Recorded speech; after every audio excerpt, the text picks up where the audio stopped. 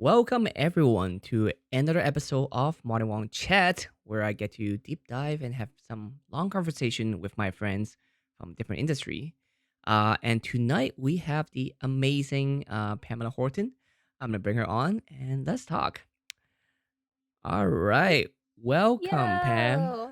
Hi, Hello. Oops, my let me name double. is Pam. I know. Let's see. I'm losing your face here. There we go. There you are.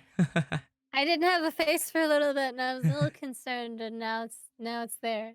No worries. Like I last time I actually, I'm still pretty new to this podcasting. Last time I was actually doing the podcast the whole time. I mean the audience can see me, but my friend could not. So I didn't realize it. Oh. And then it was kind of weird because I keep describing things to him. I thought like, you can see me, like, why are you confused? You And can't then see me gesticulating. I'm making a shape, and you yeah. can't see me making it. And then I realized, oops, my bad. So but I keep trying to improve it. So hopefully I'm getting better and better. Well, Um lessons learned every time. Yeah. Well, Pam, actually, do you prefer actually people call you Pam or Pamela or what's the preference? I get that a lot, and both of them are my name. When formally introduced, like if like say for a hosting job, I'm introduced on stage. I prefer Pamela, Mhm. and my friends call me Pamela, Pam, and they're both my name. So your preference, really. All right. You also have a nickname, right? It's actually on your computer right there. Oh, Neritrity? Yeah, it's actually kind of blocked off from from the view of the audience, but I can see it Y- too. Yeah, actually, a lot of people call it Neritrite just because it's I made it up, like, in 2008 or Mm, so because I wanted that's something been a while. unique to me. If you Google, like, Neritrity, it's all me unless it's somebody Nice. that's, like, stealing the name to make an account on some platform or whatever. I actually had a minor in Greek mythology in college, which is a really weird minor to have, Okay. but, it is a combination of, Nereids or water nymphs and Amphitrite, the goddess of the sea, and, so it's Nereid, Nera, Amphitrite, Neratrite, it's yeah. That's awesome. I mean, Eh, I try to have a unique name that's to me, but I mean, even though I did choose Martin, it's not unique enough anymore. Even Martin Wong. If you Google Martin Wong, it will be a San Francisco painter, and I used to live in like San Francisco area, so that was horrible. Well, not horrible, but like it was really difficult to find me. if Uh, you could change your name now to anything, what would you change it to? I don't know. It's kind of hard to decide because it's just so stuck with me. Like if I was a teenager, I would definitely pick some very cringy name. Like something you would hear from like a game or from like a anime or something like Shadow or something. Like, oh, it sounds so cool. Shadow? Sure, but like exactly. I'm so glad that I did not have that freedom to do it. I mean, I could have, but I did I not do it. I think I would choose a name like Lorelai or Evelyn. I've always Hmm. liked those names. Like Like back in the day when a young lady in the Midwest, my intentions were go to college, graduate, start a family, be married, and work for the rest of my life. I wanted to name my daughter if I had one Lorelai, and mhm. just call her Laura or whatever. Always liked the name Lorelai. That's the standard plan, supposedly, but a lots of people in our industry did not follow that plan really well. Like I picked Martin myself. Martin, I got it from Back to the Future, actually. Uh, Oh, yeah, like he's Marty McFly, but his technically legal name of the it's character is Barton. Martin. Yeah, and I That's think I cool. only know it There's because always a really good story about, like, people who change their names and for professional reasons, but, I mean, I didn't change my name. My legal name is Pamela Horton, so that's not a bad thing. I think it's actually easier to. I mean, I think it's back and forth. I had to teach cosplayer before to decide what name they use. Either using a stage name or use like their real name. And I think because what we do is more and more acceptable, so it seemed to be not as bad, and also might be actually more beneficial to use your real given name Yeah, well, it's good and also bad, like, because people can find you. People can find me, and I feel like, one of the go-tos, especially for models in the industry, is to Mhm. go with a full name that instead of a last name, it's a middle name. Mhm, So, mhm. like, Mary Lynn Something Lin, or yep, mhm. yeah, it's Lynn or Lay or, Yeah. Marie. Marie, yep. Yeah. It's a very standard ones. But actually tell us a little bit about yourself, 'cause, for those of people who do not know what you do, uh, what are I'm you? not good at talking about myself. I know, I hate writing about bio too. They always So ask you to write your bio, and yeah, I had to have my agent write my bio for me because I'm not good at I can't compliment myself, so I'm always just like, "I'm a person, and I it sound live in." weird too because, like, they need to make it sound amazing. Like, every time I'm Yeah. guessing a convention, right? And I let them write it, and I would never write such thing, but they would write things like "world renowned blank" or, like, "world Yeah. famous." I'm like, "Ooh, if I write that Yeah. myself, that sound like such a, I asshole go to move to meetings do." with my agent and she makes me feel impressed with myself. I'm like, "Whoa, who's this person you're talking about? I have no idea what you're talking about." But I mean, I think the basic me is I was actually born here in California, Los Angeles area, and then at about the age of 9, I moved to Kansas, where I moved around a bunch and got that Wichita area, Mm, Midwest, small community raising in Clearwater, Kansas, where I graduated high school, went to Wichita State University, and majored in psychology. And as I said before we started the stream, I had a double minor, and one of the minors was in Greek mythology, mm, and I had the intention of being an art therapist, but when I was a little girl, I wanted to be a concept designer or concept artist in video games because I've been playing games since I was 5 years old. And then I made the plunge, moved to LA, and got my foot in the door in gaming. And I dabbled a little bit in modeling, but that wasn't like it's when people ask me how I got into modeling, I always say I tripped and fell because it was never something I pushed for. I never, pursued it actively. It just happened. I literally the way that I was actually discovered as a model, I was on MySpace back oh, in those days. MySpace. I took a selfie and this is gonna sound super creepy, but a photographer in the, Wichita area was like, "If you can take selfies like that, I can't even imagine what you could do in front of the camera." Dang. And so that's the first time I ever modeled at the ripe old age of 18, and yeah, then now I'm working in gaming as a host and a streamer and a content creator and health advocate. Guess that's the best way I mean, I'm up for That's questions. amazing. That's I great. don't Like, know how to talk about myself.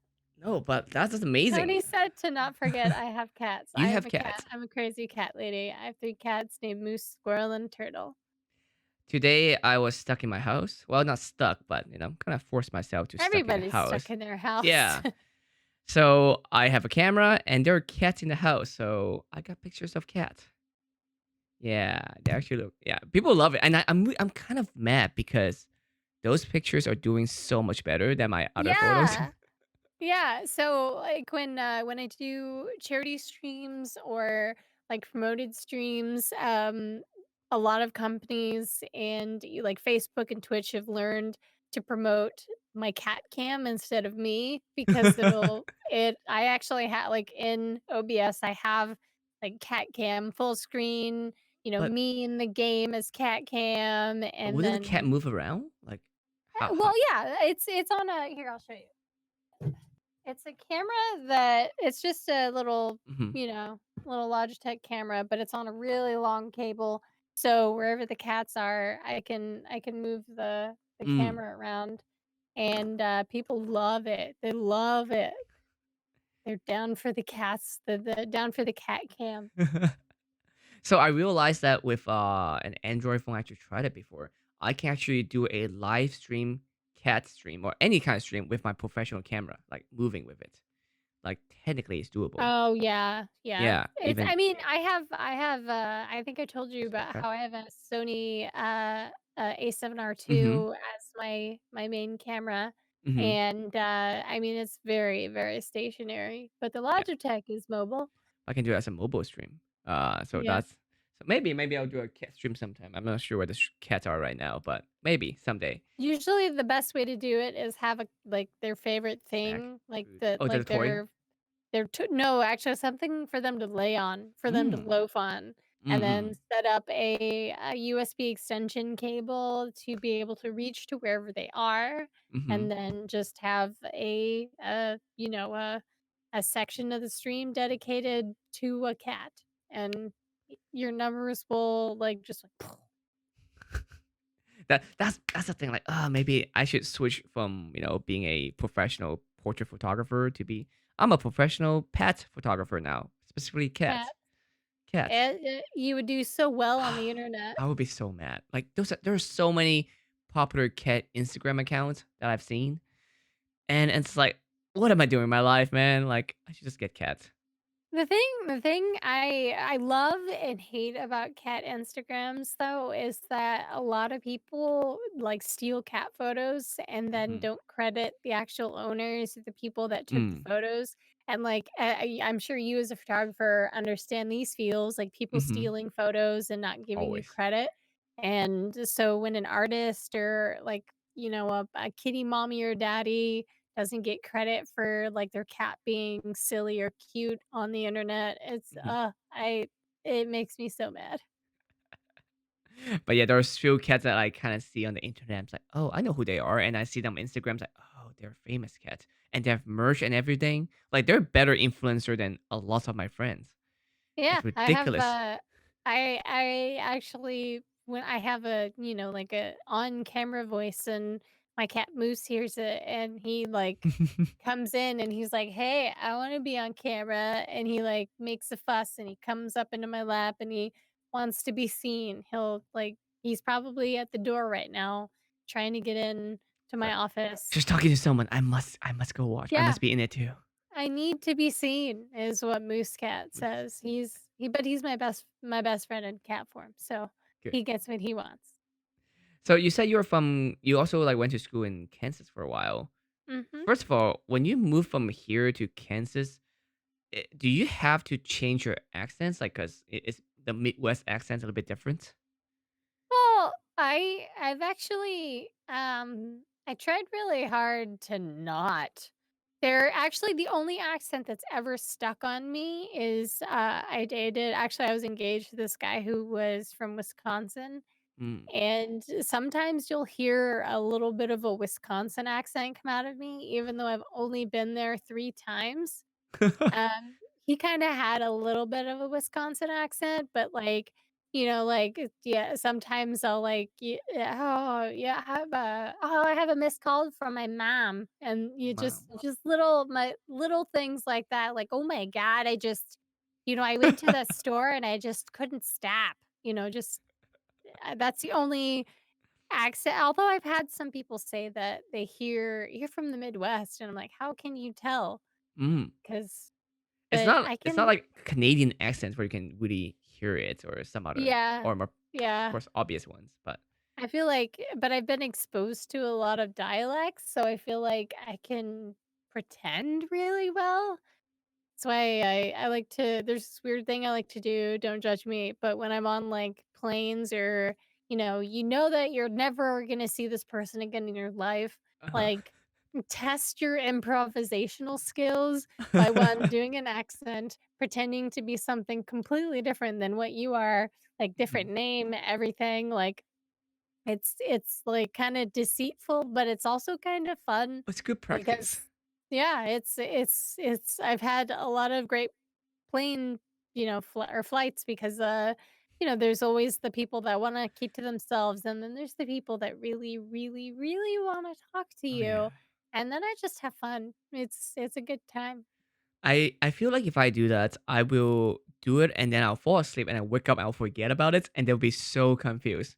Like, I can "What sleep on happened?" planes, though. "Oh, that sucks."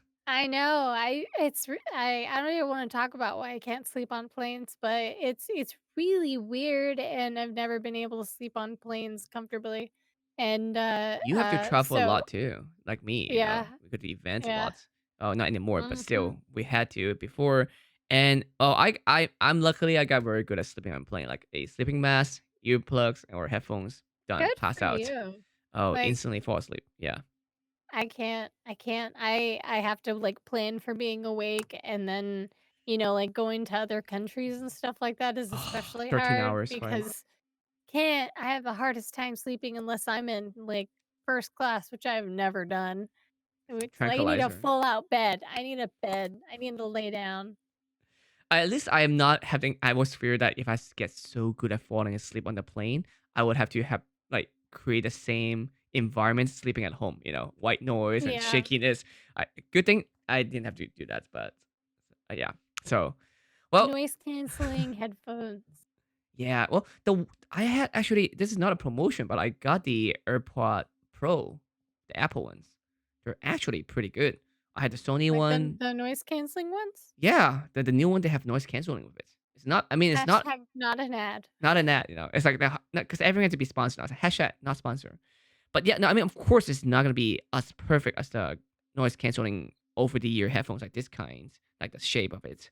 But it still does a pretty good job. So I'm happy with it. Are those Astro? Is that an Astro headset? This one are the Yeah. Logitech ones.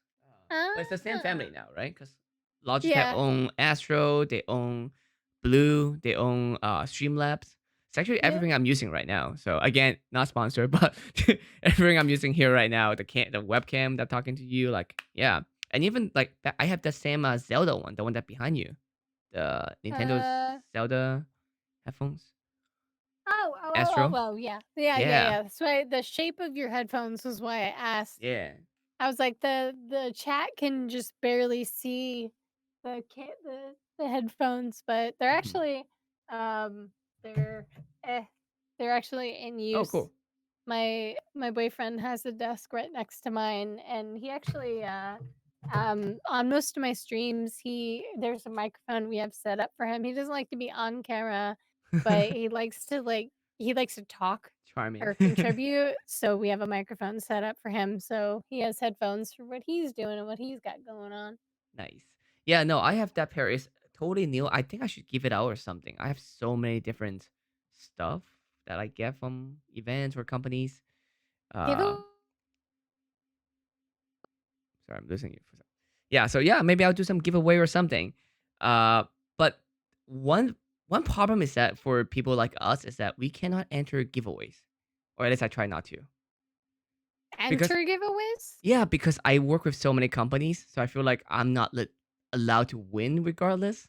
You know, it would seem like a Okay. conflict of interest, even though there's no conflict of interest, or like it's all really by chance and randomness, and I still win. And I would just nowadays I just don't enter because it's just I don't think I've ever like, since ever since I got into gaming, I don't think I've entered, like, a raffle unless it was for, like, concert tickets, but I yeah, feel like that's different. exactly. That's a different industry, That's what we do.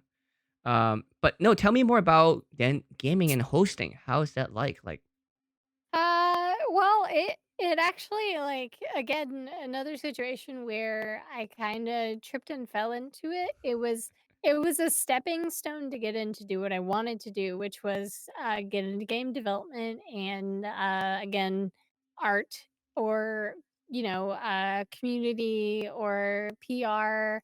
I've always just wanted to work in, like, gaming companies, but since, I started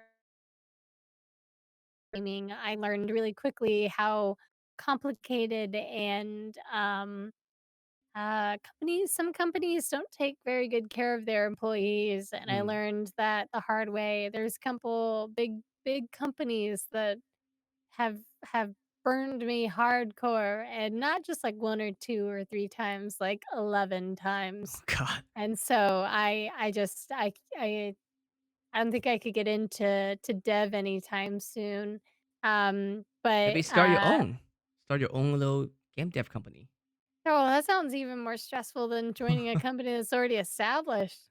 like worrying about money and then like deadlines and then like not meeting, like if I have a board, it stresses me out thinking about it.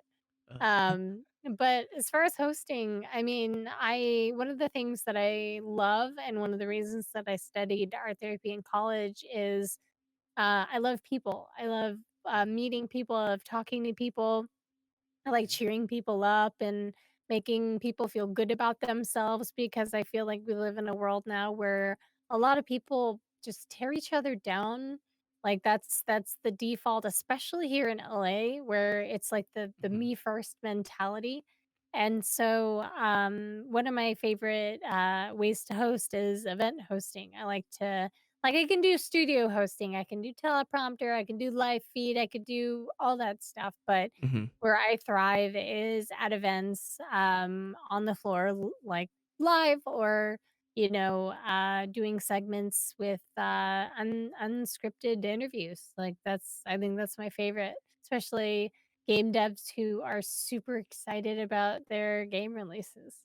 Do you think it's challenge you more when you do those kind of interview because a lot of things that you're saying you're doing has to be on the fly, like not scripted. So and you have to like respond differently depends on what they say and ask different type of questions. So you have to be very knowledgeable as well too, right? Yeah, so it's complicated because it really depends on the company, the game that's coming out. So usually, like in a for instance, when I went to the GameStop managers conference, Mhm, I did a couple on the floor interviews, and so there's the game devs, and then there's the PR companies that represent the game devs that want certain information out there. And then mm, there's what the game devs want to talk about, and then there's highlight points that GameStop wants to talk about.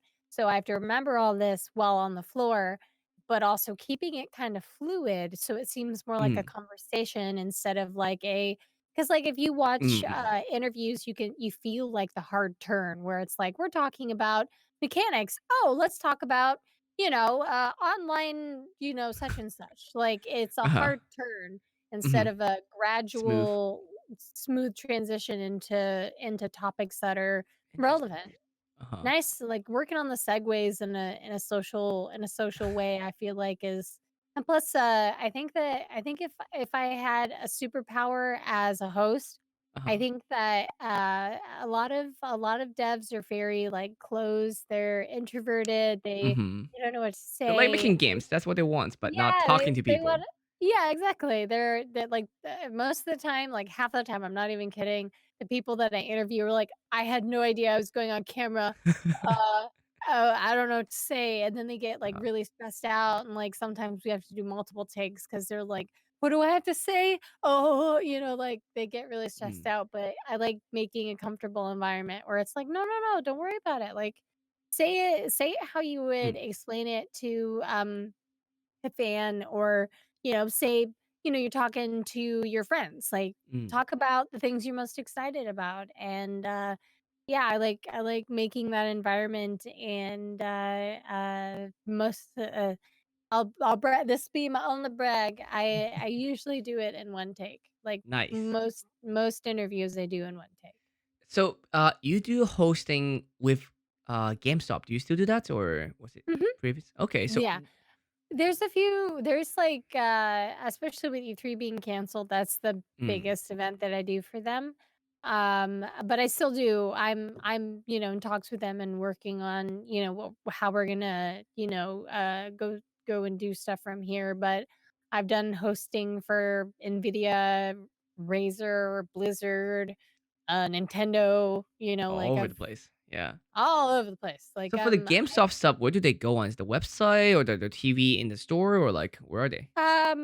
GameStop TV runs on a loop in the stores, but then they've also started a YouTube channel. And then this last E3, we actually did for the first time ever in the history of GameStop TV, we did a live stream Mm, talking about the announcements as they were aired mhm, at E3 or at the conferences. And so as conferences happened, we do a segment talking about our thoughts and impressions mm, about announcements and and reveals and stuff like that. And I thought that was really cool to be a part of. And um, Eric Conway, who actually is another one of the hosts, and he's actually a producer, he's a director, he, like, wears many hats at GameStop TV, and, Mhm. my hat's off to him because he is a very talented guy who does a lot of stuff, and he's got a lot of pressure on him, and he's also the lead singer of a metal band, which is pretty badass,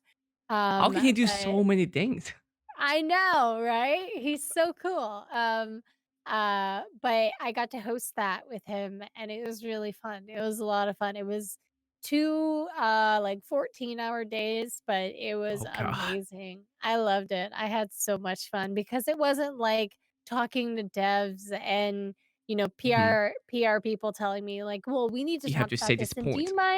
do you mind asking about this?" Instead it was So just like, that's "Oh my actually gosh." that's what I want to ask you. Like, are there some certain points that maybe GameStop or PR company or whatever wants you to really talk about, but the game dev, of course, they want to talk about certain mechanic they really like or like they really enjoy doing the story, so they'll tell you about the story. But then you have to go like, well, no, no, no, tell me more about like the price point or something.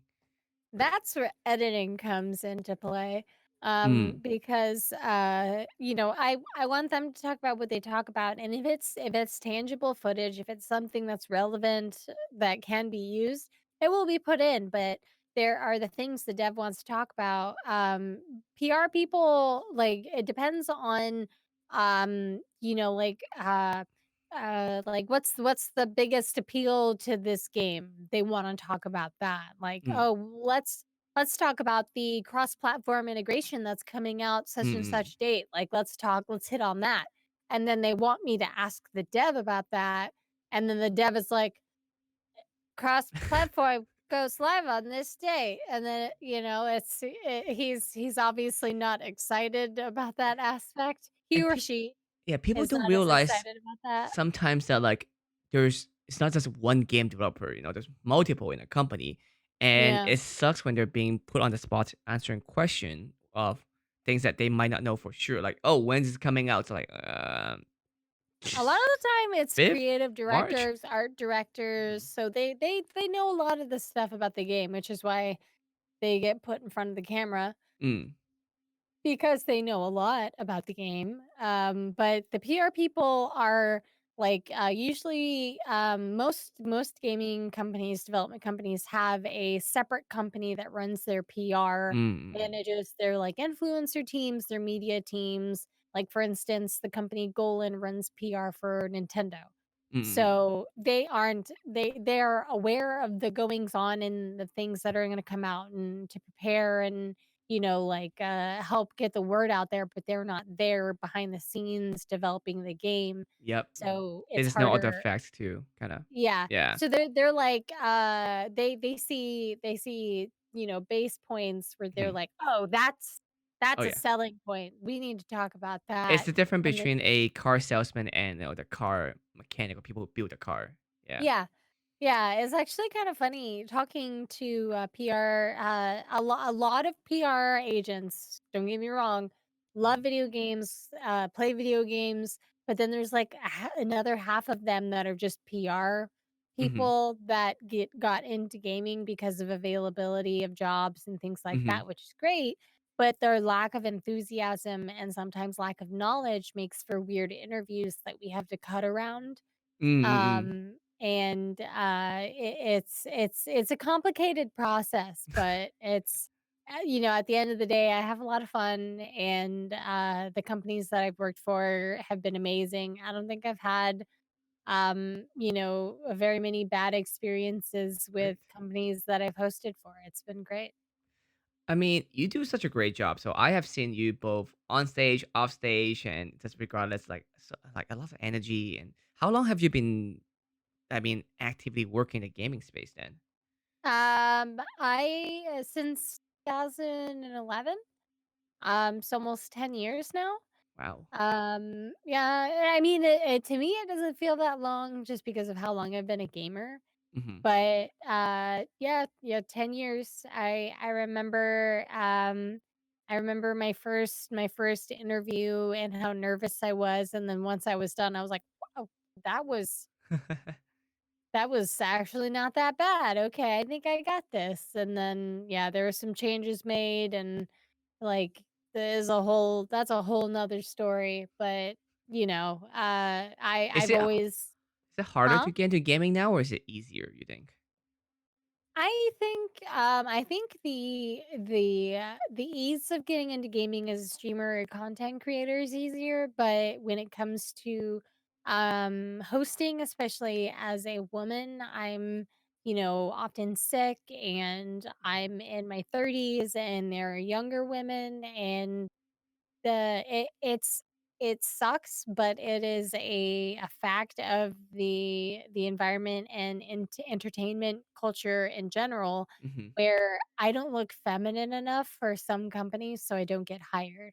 Like, for instance, there's I won't name the company, but mhm, I was confirmed as a host for a live event, and they told me, they were like, "Actually, we're gonna drop you as the one of the live hosts on the floor, and we're gonna mhm, go with a man."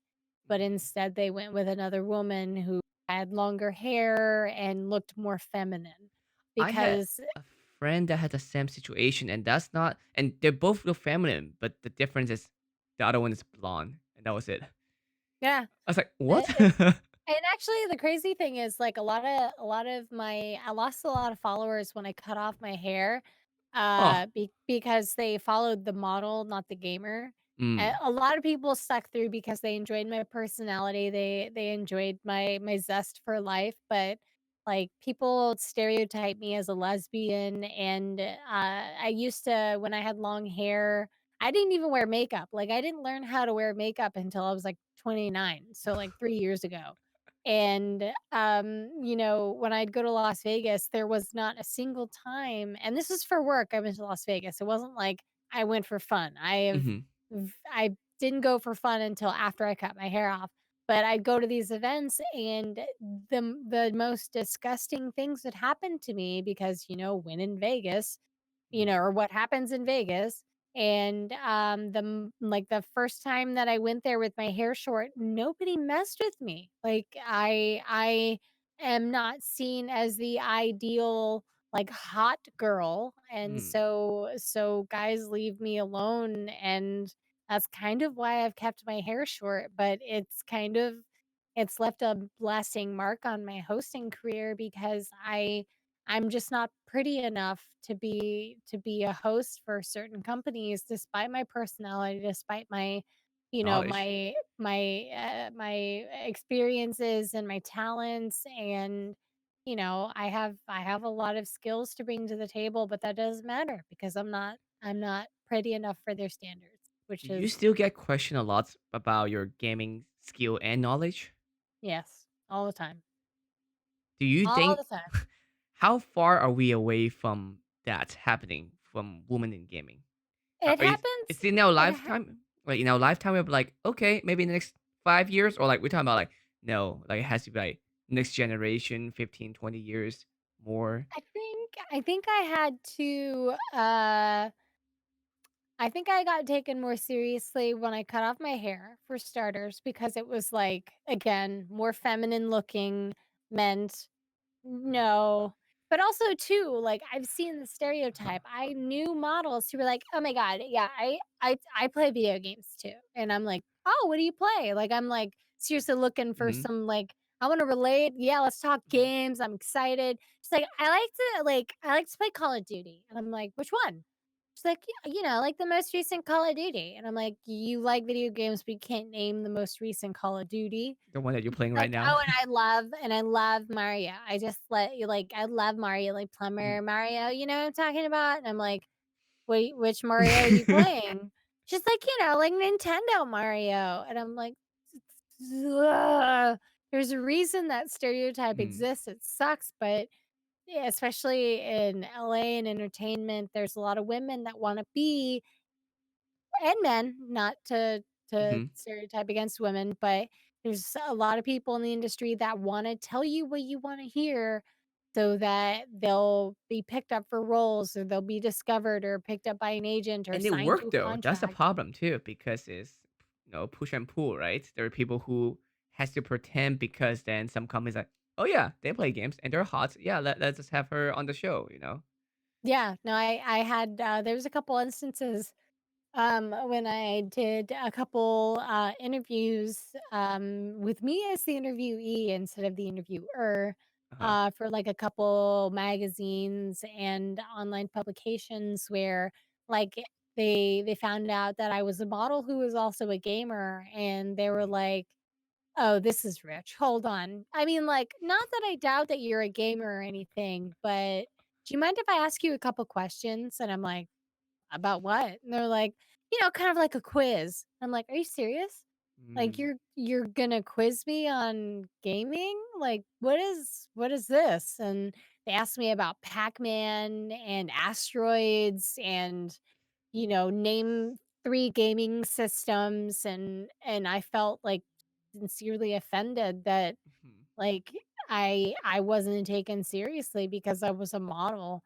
It's like I didn't become a model because that's what I wanted to be, but I became a gamer because that's what I've always wanted to be, and that's what I've always been. Also, they And shouldn't be so mutually exclusive. It's yeah. I but, like, when a guy says that he's a gamer, I'm like, "Oh, hell yeah, what are you playing?" Like, Mhm. Let's talk about it, let's play, oh my gosh, you play Gears 5? Hell yeah, let's play." And I think this And actually came up on every single episode so far because a lot of people I talk with are gamers, cosplayers, and they understand the same experience is that me as a guy, I don't get questioned at all. Like I can go to PAX, walk through E3. I can walk through E3 and people just think like he belongs here, he worked in the gaming industry, he's been playing games his whole life, even though that is not true at all. yeah, yeah. You're Asian, you're Oh yeah, totally exactly. a gamer, you're really good at it too, I'm Oh, sure. oh, definitely, supposedly. And I actually I brought this up last time too when I was talking to GB, the ASMR cosplayer. But Mhm, I was at a premiere, at an anime premiere, and people just mhm. assume because I'm Asian and I'm walking through the red carpet, they just assume I was a voice actor from Japan, like I'm a Japanese voice actor. So people start chasing after me for For signatures and starters, selfie. not the right Asian. Yeah, Second off, exactly. oh my gosh, that's horrible. It was just a weird experience because there's people who ask me for a selfie and ask me to sign, but then after they do that, they ask me, "So who are you?" So they didn't even know who I was, but just to get Yeah, my signature and like, selfie, like, just in just in case, case you're you know? somebody cool, Yeah. I got the picture with you, but now tell me who you are so I can, like, brag about it in a It weird was way because so weird. I don't really know who you are. But, yeah, I don't know how quickly that's gonna change. I feel like we're reaching a cusp. We're Mhm. getting there, we're getting there, we're not quite there, but it still happens sometimes, but not as much now. Like, it's easier because, Mm. again, I'm not a stereotypical feminine-looking woman, Do and you plus I've think got all if this stuff behind me. if we have more professional gamers who are competitive gamers who are female, do you think that would change the perspective or the narrative more? No, yes and no. I think that, do you remember like a long time ago when the first all female team for Pro League of Legends came out? Mm. I think it was like Phoenix or something. Mhm, mhm. And the entirety of the gaming world of mostly male just completely trashed them. Like they Mhm. made this really cool intro video talking about, their team, and I thought it was really cool, really wonderfully cut, and everybody was immediately tearing them down for absolutely no reason, like, Mhm. discrediting them immediately because they're women, and that's Mm. it. Like, maybe they on in comparison to the men they may play against, maybe they won't get to the tippity top, but there's But reasons that's like just that. but that's just by percentage. It has nothing to do with, like, because they're female. I mean, out of, let's say, 100 players, right? Yeah. 90 if there's only 1 winner, 99% of them are not gonna make it. So, of course, there's gonna be a high chance, regardless of the gender, they're not gonna make it, not because they're female Yeah. or male. The Yeah. Oh, percentage is yeah. stacked against them as Absolutely. winner losers. Yeah. Like, I think, there was a point that I was gonna make, and I can't remember, hashtag menopause. I think it was nope, I forgot it. It just, like, left it just it left my brain. It No went worries. somewhere else. How It about went by. let's switch topic a little bit.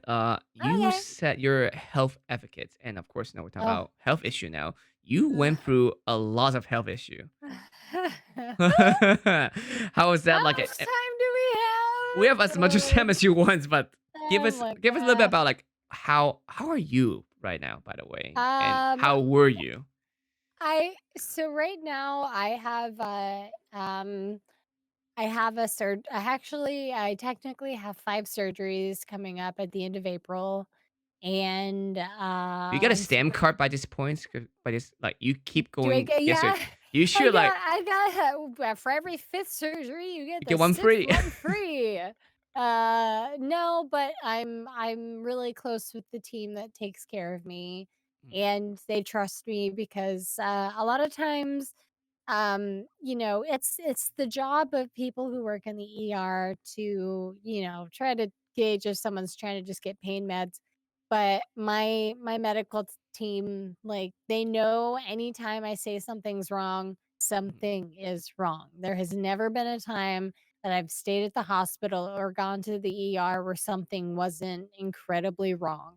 mm, Including prophylactic surgery where I had my hysterectomy, like, mm, nothing technically was wrong. Like, I have what is called Lynch syndrome, which is hereditary non-polyposis, colorectal cancer, which mm, is a genetic cancer, and I was born with it, like, can't do anything, can't get rid of it, can't go into remission. It's just a cancer that I constantly have and increases my risk of other cancers. And when I was 18, I was first diagnosed with cervical adenocarcinoma. mm, And I've been battling with cancer since I was 18. And I've always wanted, like 18. Holy crap, that's so young. And by the time I turned 29, I had dealt with so much health-wise that I was just like, "Take it out. Just I'm done."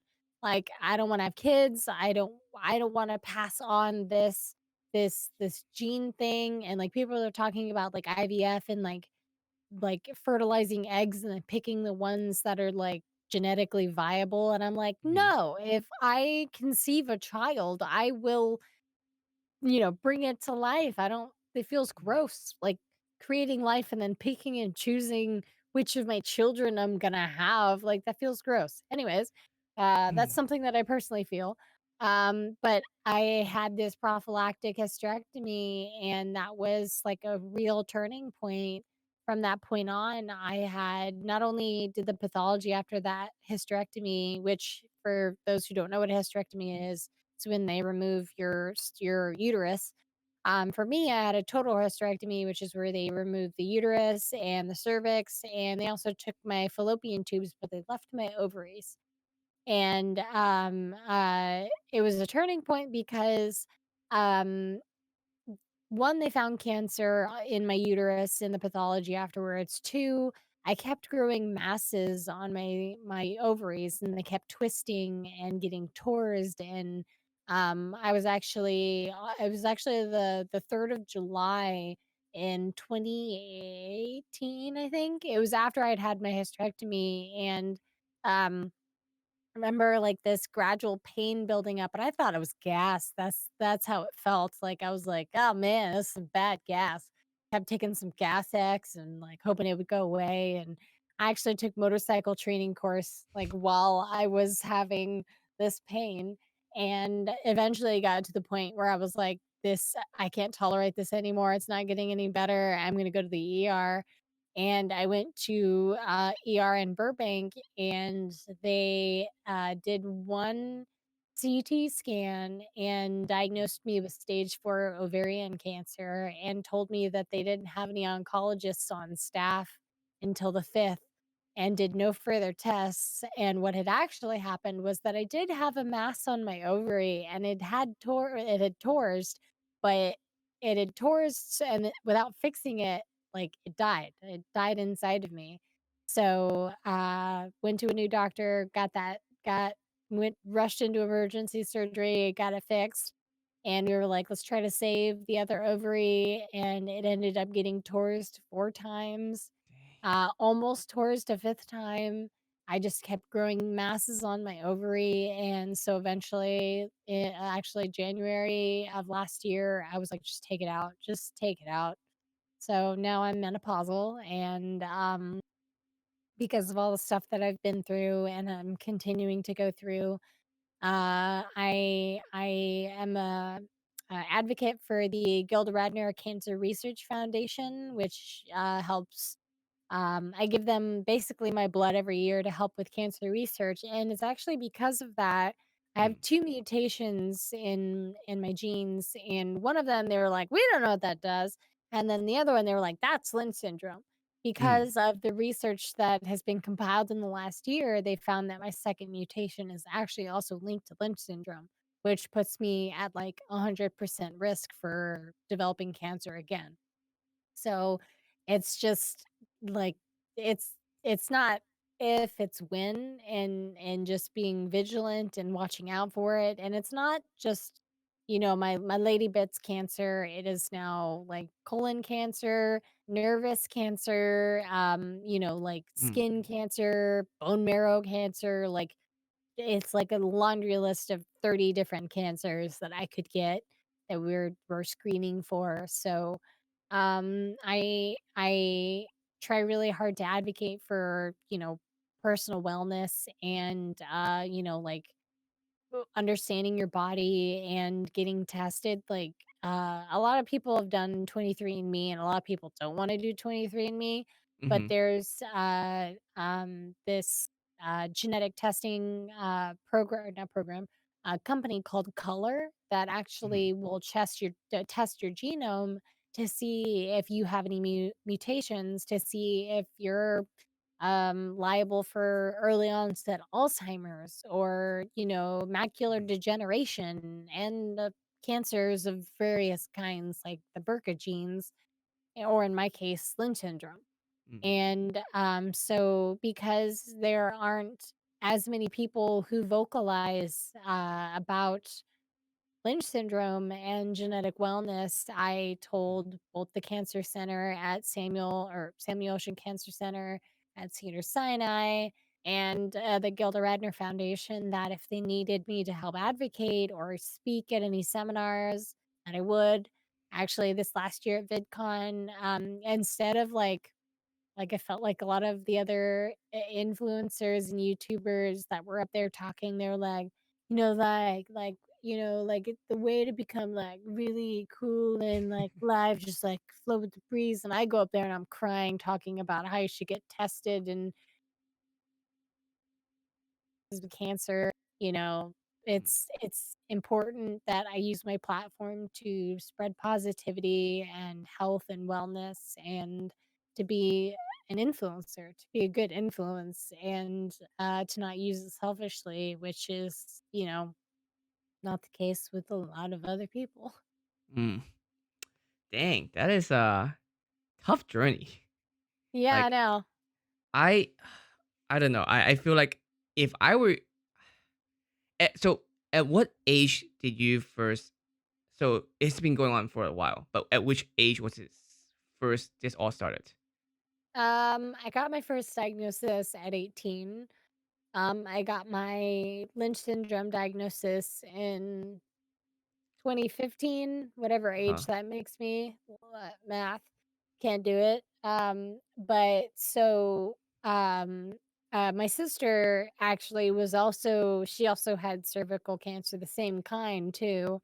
So I'm trying to help, push for testing to find out if there's a link mhm, between the mutation that I have and cervical genetic, cancer because the cervix is part of the endometrium, and so it kind of makes sense, but they mhm, still don't count it. And one of the gross things that I've encountered that kind of kept me I was very private about my cancer, mhm, mostly because there's a stereotype that when a woman has cervical cancer that she's contracted HPV, mm, and obviously that wasn't the case for me. Mm, Um, because I mean, I don't know how inappropriate this is, but I wasn't sexually active at the time. mm, So, couldn't have happened. mm. And, you know, it, I, it sucked because there was no Obamacare. And when I graduated high school and then the recession hit, I couldn't be on my dad's insurance anymore, and still to this day, I'm paying off. I did radiation therapy for. I went in and out of remission 5 times for the cervical cancer Mhm, because nobody wanted to give a hysterectomy to an 18 to 25-year-old girl, and they'd much rather give me these extremely expensive treatments, mhm. and I am still paying that off. Like the I think at one point, it's still kinda close, under 500,000 in medical debt Dang, and because I didn't have. I'm guessing you're also pro for, like, a new healthcare system, huh? Not necessarily, I think, one of the things that I do think that the American healthcare system needs an overhaul, Mhm, not necessarily universal, because I don't think that'll ever happen in my lifetime, at mhm. least, it might But at happen least as a some past reform. law, but integration might be different. Mm, I think that one of the most important things that should be maintained is the, pre-existing conditions part of mhm, it, where insurance can't deny coverage for someone with a pre-existing condition. I've learned through my insurance, even though it's law right now where they have to cover me, mhm, they try to find any reason to not cover me. Like, for instance, in order to have these 5 surgeries that are coming up, they mhm, wouldn't do it until I did physical therapy for a year. mm, They were like, you can't have these surgeries until you have this physical therapy. And, like, cause they just uh-huh, don't wanna pay for the surgeries, and originally, cause it's gonna be, 2 OR sessions with 2 surgeries and 3 surgeries at once, mhm. and, the they were originally gonna have me stay in the hospital that week in between, but now we're not doing that because coronavirus. They need the beds for other things, so I'm coming home in between. After this 5 surgeries that you're gonna have, is it gonna be good for a while? Or, like, cause I every time I talk to you, I feel like, "We're almost done. We're good." And then, nope, there's I another keep 5 more. putting I keep putting the energy out there, like, I want it to be the last one, but because of the Lynch syndrome, like, Mhm, I'm actually seeking I am talking to a therapist that's actually on the East Coast that specializes in genetic cancers because it's hard, like, when I had cervical cancer and I went into remission, it was like, "Whew, okay, we're good. mhm. Healthy, we're fine. We Good just to gotta go. watch out for this one thing. Good to go." And now it's like my body is my enemy. Like, it could attack me at any time. Like, when I got the second diagnosis for the mutation saying that I was, like, basically at 100% risk, I saw this mole on the underside of my leg that had, like, mutated in a weird way, and now, like, everything in my body scares me. All pains, all aches, like, anything that doesn't act normally scares me. It gives And like a me mole or horrible something. anxiety. Yeah, like, I mean, like, I have, stomach pain I have, you know, a Mhm. fear of my own body, You and could that be just can't go even eating away. something weird, and then it's not even something crazy. It could be like, "Oh, maybe It's a too spicy." it's not even that. I mean, like, I do watch my diet though because my highest risk is for colon cancer, but colon cancer is the easiest to find, which is why, guys should get their colonoscopies regularly because although it is one of the most common cancers, it is the easiest to find, like, Mm, super easy. Like, not many men and women ever get colon cancer that's not really easy to find if you do your screenings regularly. yeah. But they're trying to amp up my colonoscopies to every 6 months, which is like, oh god, that's too many colonoscopies. Ugh. It used to be like 1 every 2 years. with Mhm. endoscopies every 5 years, which is where they go down to my stomach and my, duodenum or the upper, lower digestive tract underneath the stomach.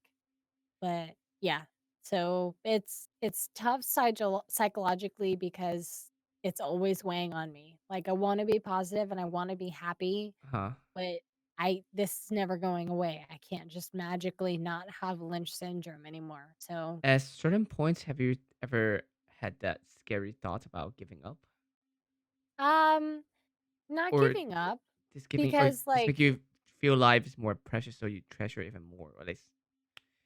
it's really weird because, when I was 18 and I was first diagnosed with cervical cancer, the first oncologist that I went and saw and I didn't know any better, I was 18, Mhm. he was basically like, "You have 6 months to live, you should get your affairs in order, here's a recommendation for a hospice." That's heavy. And I know, and being told at the age of 18 that you're gonna die is a lot, and so I had to really, really think really hard on, how I was gonna spend the rest 6 months of my life and, you know, I hate quoting a country song, but there's, like, "Live like you're dying," and I did, and when I sought a second opinion and then they were like, "Oh, no, we could take care of this," and then I went into remission, I was like, "You know what? If I had a dollar for every time I've almost died, like every day is precious." And I think one of the biggest reasons that I have the most anxiety about my health now is because I am in a relationship that like before I was like, "You know what? I worked in gaming. I have done modeling career. I've gone and met amazing people. I've met great friends. I've lived such a wonderful life. I'd Mhm. be okay if it did end now." But Mhm. now I have anxiety because I am in this relationship with this man that I love uh, wholly and completely.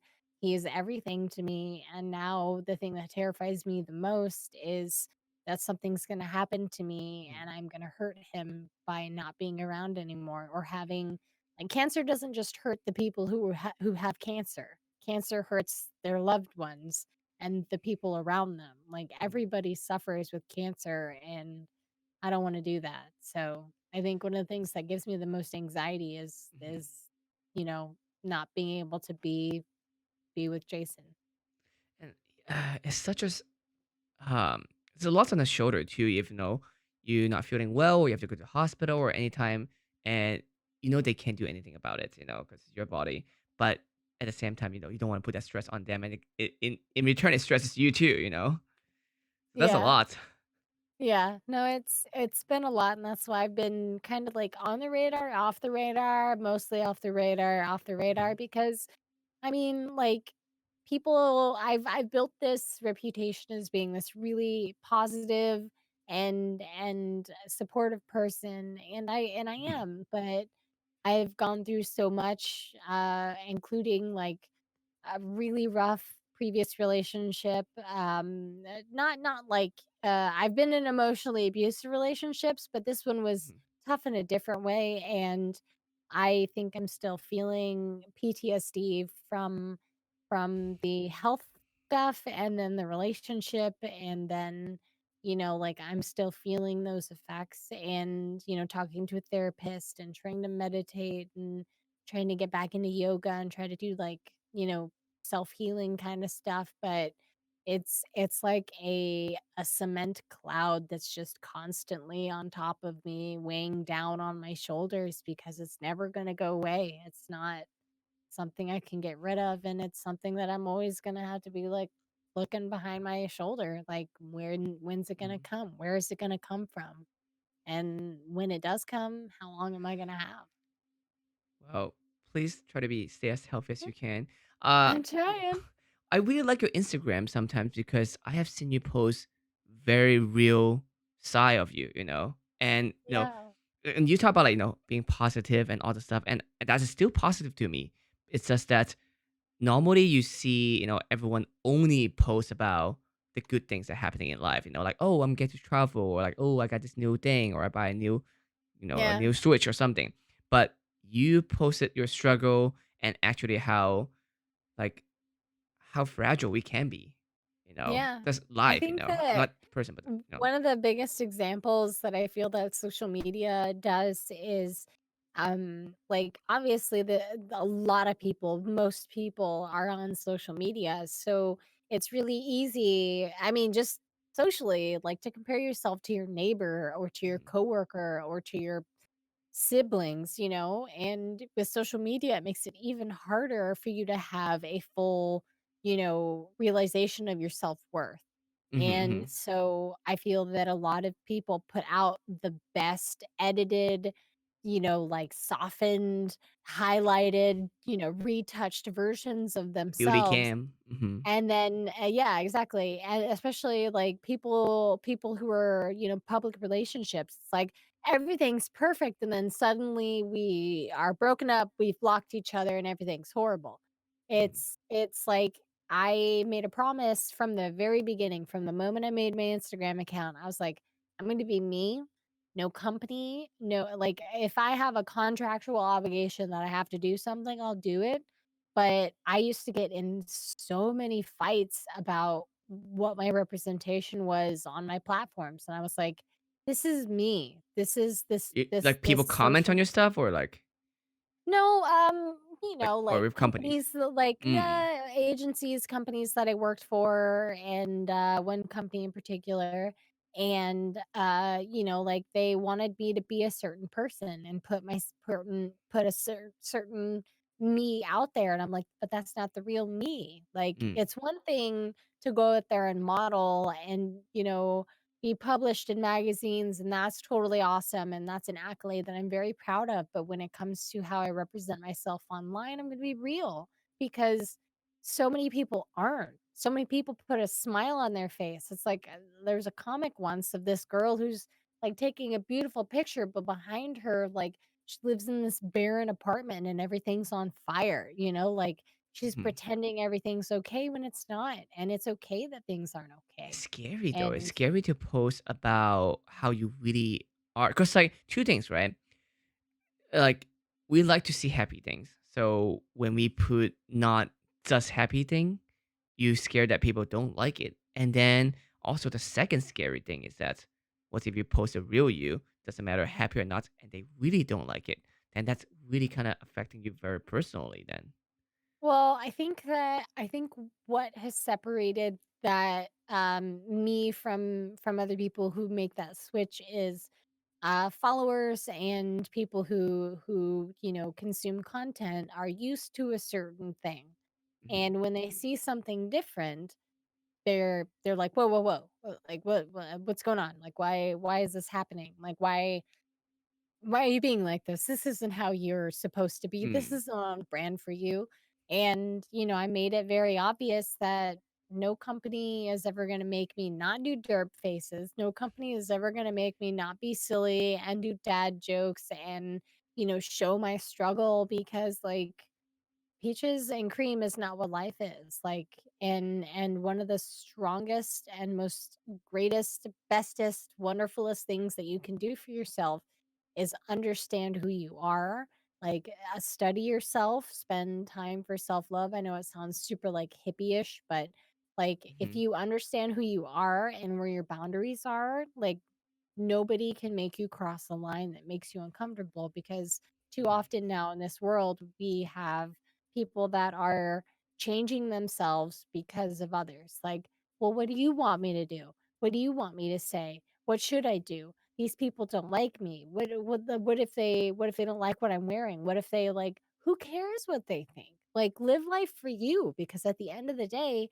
when you're getting ready to slide into your grave, like, what are your last thoughts gonna be? How many likes did you get on an Instagram post? No, it's gonna be, "Why didn't I do this thing? Why didn't I live my life for me? Why didn't," and not even in a mhm. selfish way, but, like, you know, getting rid of toxic people in your life and living life for yourself, wearing what you want, being who you are, like really are, instead of, subjecting yourself to the judgment and stereotypes of others. And, I think that I've always like put out that like I'm gonna be me and no one's gonna mess with that. Like Well, that's just who I you am. got so close to the gates of death many times. So Mhm. I'm pretty sure you have the authority to say like, "Oh yeah, no, like this is some idea that might come to your head and like, you know what, when you do happen to, go to a different world or something, you're like, "Okay, is this what really matters? What actually make you feel more you?" So, Yeah. that's nice. There's a time when, I was on an airplane that had horrible turbulence, and I was sure we were going down. Like, I actually dislocated my hip because the turbulence was so bad, and I That's thought weird. that I was What? going yeah, I know, yeah, because, like, the turbulence was up and down, and Uh-huh. so I had gone up and slammed down so hard, my hip popped out of Can you sue my them for that? Can you sue no, because they can't control, like, the you weather know, or the yeah. weather, yeah. It's also, like, it's part of the fine print that you sign when you buy a ticket, it's a Will whole of thing. God or something. Yeah, okay. Anyways, but so I thought I was gonna die for sure, and I was like, "Well, I lived a good life, I was, like, putting the energy out there, like, I was like, "I hope my family knows that I love them and that, like, I was, like, ready to Mhm. go because I've been so close so many times that, you know, it's easy to default to that, but now that, like, I'm edging closer and closer to events that could bring me there, I'm, like, terrified of it because 'cause I'm like, "No, I wanna love Jason forever, I wanna love my Does kitties it get harder each forever." time? I think it Easier gets or I think it weirder? gets it definitely gets harder. It definitely gets harder, especially with the cancer syndrome, like, I don't wanna say normal cancer because I hate Tip the typical or not common, um majority. Majority. Yeah, typical cancer. Mhm. Like it's easier to again, like I said, like we're done. Mhm. But with this, it's just every time something happens, I get wearier and wearier, and I get tired really easily, and that could just also be the menopause because I'm a Mm. 31-year-old woman who's menopausal. I'm on hormone replacement therapy. I get hot flashes and cold sweats, and my body is like, it's like Extremely confused. reverse puberty, Mhm. My body is like reverting back to the changes of back before everything started happening. But yeah, there's a lot of medical stuff that's still in my future that hasn't been talked about yet. That still needs to happen, but we have to prioritize the things that are more important. I'm really happy that you're in a relationship. I I would be kinda scared getting into one, right? Was this scary for you to get? Like No, cuz I dealt with like the hardest medical things that I went through. I essentially went through them alone. And that's mhm, why I was ready to be in a relationship with someone that was going to be there for me. Like, I was tired of being in hospitals alone. I was tired of not feeling important enough when I'm like dealing with some of the biggest events of my entire life. mhm. Like I didn't feel like a priority, and Jason takes care of me. He goes with me to all of my appointments. He helps me like, because 'cause I'm so forgetful now because of menopause. He has an alarm set for when my patch needs to be changed, and, like, he's, like, ready to be supportive boyfriend Good. for whatever I need. Like, he's everything that I need in every way, and, like, I've actually known him, like, since 8th grade. Like, Wow. he yeah, I Oh, had so he was from wait, is it home or where was he? Clearwater. Yeah, he was from, Clearwater, Kansas. That's where Gotcha. I moved to Clearwater when I was in 8th grade, and I graduated from high school there. Mhm. and he also was born in California, moved to Kansas, so that Uh-huh. makes it like So even the more special, but, I had the biggest crush on him, and I he, like he was he I mean, was, still is, so handsome, so charismatic, so talented, so smart that I feel like there's no way that I deserve his love, but every day I wanna try really hard to be better than the person I was yesterday to deserve it, and, like, in high school it was always like, "There's no way. He would never. I'm just not I can't even think about it, like, I won't put it out there because it's Uh-huh. impossible. It would never happen." What I didn't know is he was thinking the same thing.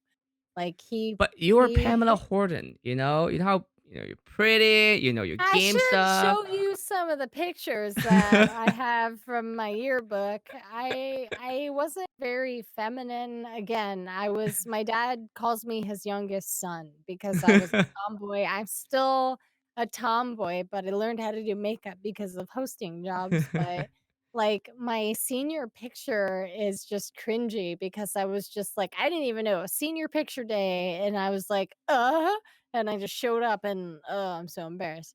But, like, I just, I didn't care what other people thought. I carried a teddy bear around in my backpack, and I had a blanket that I kept with me all the time. It was a utility blanket, to be Utility perfectly blanket. honest.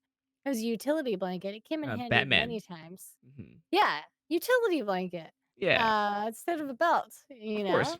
Definitely. Makes sense. Yeah, but, Jason and I, like, when, I was engaged at 19, and when I broke up with my ex-fiancé, I called up Jason and I was like, "Hey, so, so I've liked you for a really long time, and I was just wondering if we could, like we could try to make it work." And Jason is an honest and respectable guy, very loyal, Uh-huh. very committed. And he was like, "I'm with this girl, and I really want to try to make it work out. I'm sorry, like I really like you and I respect you, and You like." call him without knowing he has a girlfriend at the time? Yeah, well, I mean, it was before like Facebook was commonplace, Right, right, right, like right, right, right. I forgot how long it Like, has been. no yeah, no Facebook updates so that you could know that someone was in a relationship. Kids these days do not know Uh, how scary that is. Actually, not yeah, even I that, like, know. calling someone, like, if back before even cell phone, like, Before calling you could someone. creep somebody, Yeah, like not knowing, like finding out in person or like, now it's so the easy. They post on their story every day. It's like, "Oh, yeah, you went to get ice cream yesterday." It's like, "How'd you know?" Like, you yeah. posted it. Like, I got married on this day and I bought a car on this day and I moved into a new house Milestones. on this day. Everything's super easy. Mhm, But yeah, we had like so after that, later I started dating another guy and then he asked me, he was like, "Hey, like I'm sorry I didn't take you up on your offer. Like I kind of want to try now." And then I was dating a guy that I was like, "I kind of want to make it work." And so it was like the paths never crossed and then like I feel that we had to go through what we went through mhm, individually in order to support and respect each other the way that we do now. And I think that things happen for a reason, but I have um he around the same time that I got into modeling, he got into modeling too. So I actually have these pictures of us when we were like 19 of us modeling together, and they are so perfect. Like I love that I have them. Like I was 19 and I did a modeling photo with my mhm. current boyfriend and we just celebrated our 1-year anniversary. You need to show them to me sometimes. That's an incredible story. Like, just lots of crossing in, crossing part and I come know. back in. I think it'd be a really romantic novel. I should write it. Maybe that could be your next gig as well. Yeah, I'll write a I don't know if I should make it a rom-com or And some gaming elements to it, maybe. Yeah, well, yeah. I actually realized the other day, I was like, I've never dated a guy or a girl that wasn't a gamer. Like, Mm. being a gamer is required. So Mm. yeah, that's the thing. Like for like I So I'm more in the cosplay scene, right? Of course I'm in Mhm. the gaming scene as well. It I thought about, dating people who are completely outside from our industry, who are not involved at all, so then they don't have to deal with the all the stuff that we have to deal with. But Yeah. then I don't feel like they will understand the stuff that we have to go through, and that's kind of hard to connect and relatable if they're Yeah. so different too. So it's kind of Yeah. like I don't know, like I think there's a big difference between people who are like their hobbies are in the industry and their mhm. work is in the industry. For us, it became And both. yeah. I mean, kinda. I mean, Jason is an engineer. Like he doesn't Hmm. work in the industry. Yeah. Well, I mean, previous, like my ex was in the industry, and that's why I was like, after that, I was like, nope, never. I'm not dating someone in the industry again. I don't want to date someone that's internet famous. It's I actually broke a personal rule, and even dating him, I was like, "I don't wanna date anybody famous. I don't wanna, like, get popular for being anything other than myself. I don't wanna, like, be on someone's coattails as their girlfriend or be known as the girlfriend," and Hmm. yeah, but Yeah, yeah. that's. I had a conversation with a friend yesterday actually, and I'm worried about that too. Like I don't want to exactly. I don't want to be known as I want to known as someone else's boyfriend or someone else's girlfriend. I want to be known for what I do. But Yeah. if you date someone who are both also kind of doing the same thing, then it could be a power couple. But I don't know. It's one of those things that like it sounds great, but in practice could be extremely extremely difficult. Yeah. Yeah. It's like one of those situations where you go to an event by yourself and they're like, "Oh, where's such and such?" And you're like, "Hi to you too. Hmm. Like, Yep. I'm doing great. Thank you for asking." Mhm. Uh, Yep. but it's kind of like, instead of 2 individuals Become in one as entity. part of a team, Mhm. they become, 2 halves of a whole, and Mhm. they are no longer whole without the other half. Yeah. That's that's a good and a bad. Yeah. I had to deal with that a lot. Even with my friends group, I'm not going cosplayers, back. Not industry. going back. Never ever. Never, ever, ever.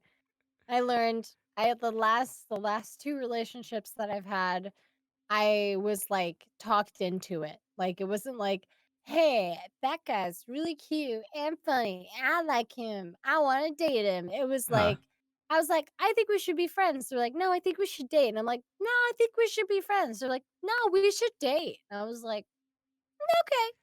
I Like, had never tried to get a girlfriend that way. Maybe that's I is that a mean, is that a trick? I didn't know that. It's like, yeah. but I mean, I've not had a healthy relationship So start maybe like that, not. so maybe not. Maybe not. Like, it was the persistence where I was just like, "I don't really have a reason to say no. I think Just you're fun wear to you be down. around." Yeah. But as the relationship progressed and developed, it was like, "Oh, wait, hold on. I Mm. have needs that aren't being met, and I am not being received well when I try to communicate that." And I think communication is the most important aspect of a relationship, and if there isn't communication, like, it's just gonna deteriorate. Yeah. Well. Anyway, those are all amazing story. I don't want to keep you forever. Like, there's so much you can tell me, and I just love talking with you.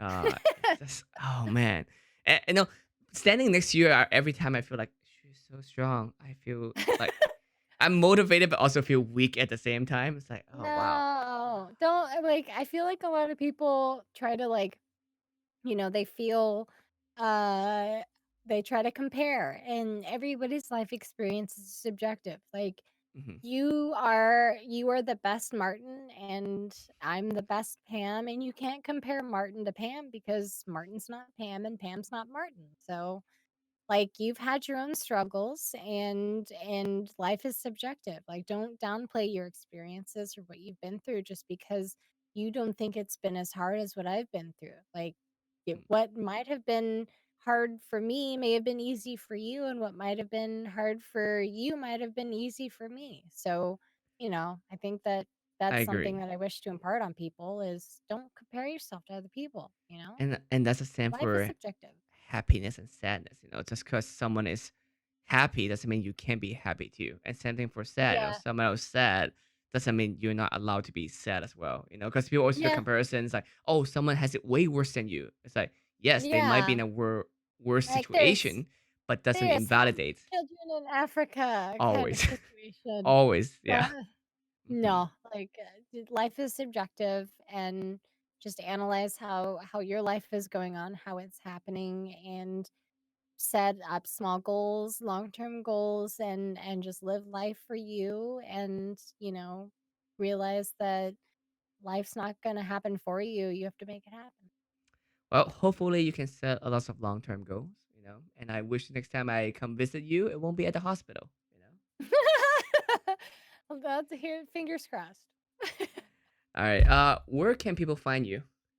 Everywhere, forever and ever. No, just kidding. I'm all across the board at Pamela Horton 13, and that Why is the 13, by number the way? 13. 13, it's my Yeah. lucky number, Uh, and I just so happen to be the 13th Pamela in existence. That's no, Did you that's something I take get out all asked. of them? Yeah, I was like, Hilda, and there can be only one. What was that movie? The One? Uh, there What, could be Jet only Li? one, and then what else? Yeah, yes, you know what I'm talking about. Yeah. And then also Highlander. Hmm. Yeah, all across the board, Twitch, Facebook, Twitter, Which, Instagram, Instagram, and there's also an Instagram for my cats. So of course. if Which you're cat? if you're down, all of them at Nara Kitties. But You yeah, also stream, right? so How often do you stream? um I streamed Fantasy Star Online 2 yesterday, so Hmm. maybe I'll stream again a little bit later. Normally when I put a little bit of makeup on, I'm like, I might as well like film or stream or something. Take advantage of this makeup that I've got on my face. And so I do that. Are you streaming tonight then? No, Mm, right?